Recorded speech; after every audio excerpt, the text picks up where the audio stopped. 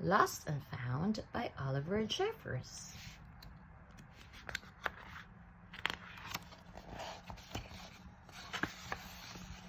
Once there was a boy, and one day he found a penguin at his door. The boy didn't know where it had come from, but it began to follow him everywhere. The penguin looked sad, and the boy thought it must be lost.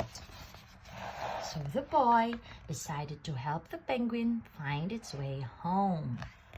He checked in the Lost and Found office, but no one was missing a penguin. He asked some birds if they knew where the penguin came from, but they ignored him. Some birds are like that. The boy asked his dad, but the duck floated away. He didn't know. That night, the boy couldn't sleep for disappointment. He wanted to help the penguin, but he didn't know how. The next morning, he discovered that penguins come from the South Pole. But how could he get there? He ran down to the harbor and asked a big ship to take them to the South Pole, but his voice was too small to be heard over the ship's horn. So together, he and the penguin would row to the South Pole. The boy took his rowboat out of the cupboard and they tested it for size and strength. They packed everything they would need.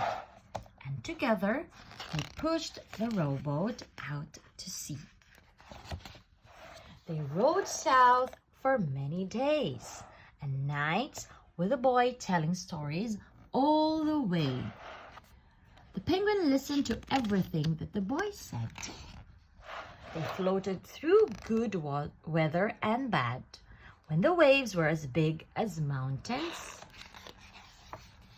until they came to the South Pole. The boy was delighted, but the penguin said nothing. Suddenly, it looked sad again as the boy helped it out of the boat. The boy said goodbye and floated away, but as he looked back, the penguin looked sadder than ever.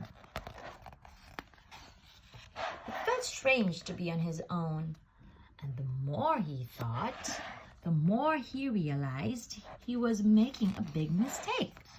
The penguin wasn't lost, he was just lonely.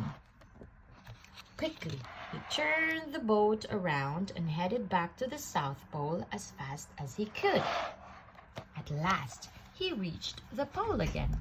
But where was the penguin? The boy searched and searched, but he was nowhere to be found.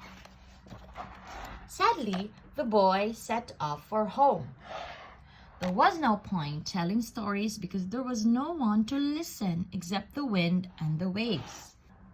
But then the boy saw something in the water ahead of him. Closer and closer he got until he could see the penguin. And so the boy and his friend went home together, talking of wonderful things all the way. The end.